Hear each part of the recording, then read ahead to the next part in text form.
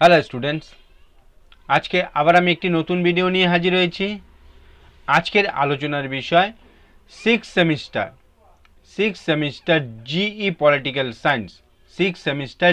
Political সায়েন্সের একটি প্রশ্ন নিয়ে আজকে আলোচনা করব। তোমরা যারা আমার চ্যানেলে নতুন তারা চ্যানেলটিকে সাবস্ক্রাইব করে নেবে, তাহলে সবার আগে নোটিফিকেশন তোমাদের কাছে পৌঁছে যাবে। কি বলছে আজকের আলোচনার বিষয়? মানব অধিকারের প্রকৃতি আলোচনা করো। মানব অধিকারের প্রকৃতি বিশ্লেষণ করো বা আলোচনা করো, এই বিষয় নিয়ে আজকে আলোচনা করব। কি বলছে উত্তরে? 1945 সালে সম্মিলিত জাতিপুঞ্জ প্রতিষ্ঠিত হলে, যখন সম্মিলিত জাতিপুঞ্জ প্রতিষ্ঠিত হয় সেই সময় কি হয়? সনদের একের 3 নং ধারায় জাতি বর্ণ ধর্ম লিঙ্গ নির্বিশেষে সকলের সমান মানব অধিকার ও মৌলিক অধিকারের প্রতি অঙ্গীকার করা হয়। এখানে কি বলছে? প্রথমত বলছে এর প্রকৃতি সার্বজনীন।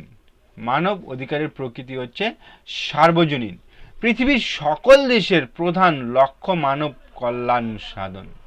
এক্ষেত্রে জাতি ধর্ম বর্ণ লিঙ্গ নির্বিশেষ সকলেরই মৌলিক অধিকার বা মৌলিক স্বাধীনতা ও মানবাধিকার রক্ষার সার্বজনীন উদ্যোগ দেখা যায়। চলছে সম্মিলিত জাতিপুঞ্জের 1948 সালে মানবাধিকারের বিশ্ব ঘোষণাপত্রে মানবাধিকারকে কি বলা হয়? বিশ্বজনীন অধিকার বলে উল্লেখ করা হয়েছে। কি বলছে? সম্মিলিত জাতিপুঞ্জের সনদে প্রস্তাবনা বলা হয় কি হয়? জাতিপুঞ্জ মৌল মানবাধিকার ও মানুষের মর্যাদা মূল্য সকল জাতি স্ত্রী পুরুষের সমান অধিকারের প্রতি আস্থা রাখার প্রতিজ্ঞা করা হয়েছে। দ্বিতীয়ত কি বলছে? মানবাধিকারকে হস্তান্তরিত করা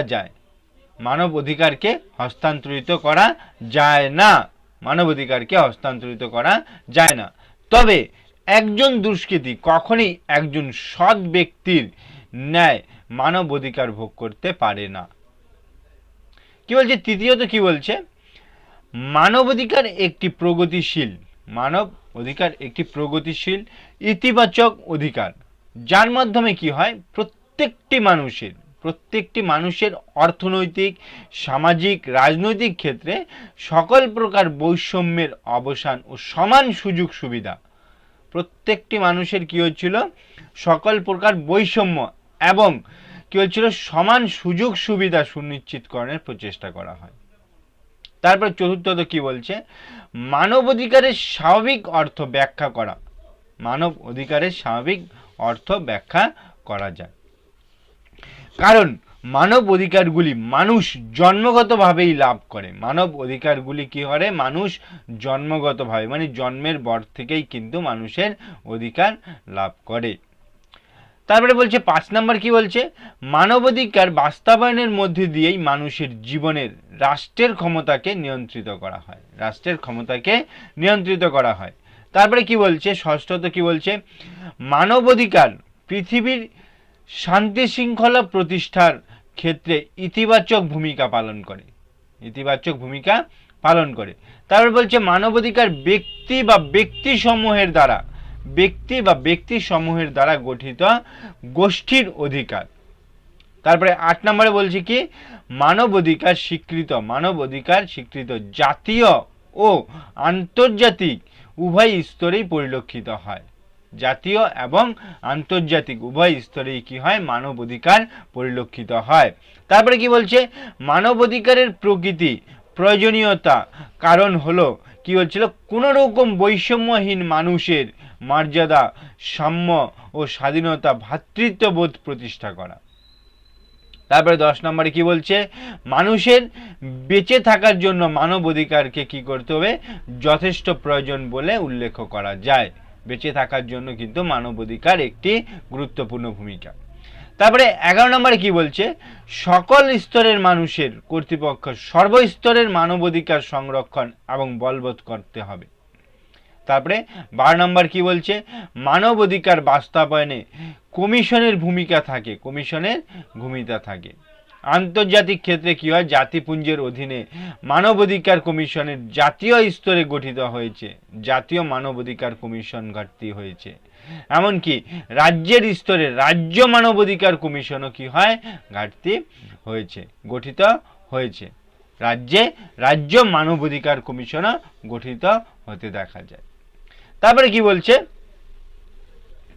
মানবাধিকার সংক্রান্ত বিশ্ব ঘোষণা পৃথিবীর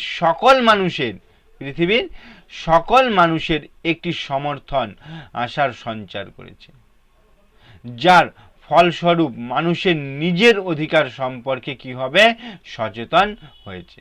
আবার সমাজের কি হচ্ছিল, প্রতিভার কর্তব্য সম্পর্কেও কি হচ্ছিল, তাকে সজাগ করার পথ ব্যাখ্যা করা হয়েছে মানবাধিকার সংক্রান্ত বিশ্বের ঘোষণাপত্রে। এই ছিল প্রশ্নটির উত্তর। তোমাদের যদি বুঝতে অসুবিধা হয় আমাকে কমেন্ট করে জানাও, আমি কিন্তু সেই বিষয় নিয়ে আবার আলোচনা করব। ভিডিওটি ভালো লাগলে লাইক করো, কমেন্ট করো এবং বন্ধুদেরকে শেয়ার করে দাও।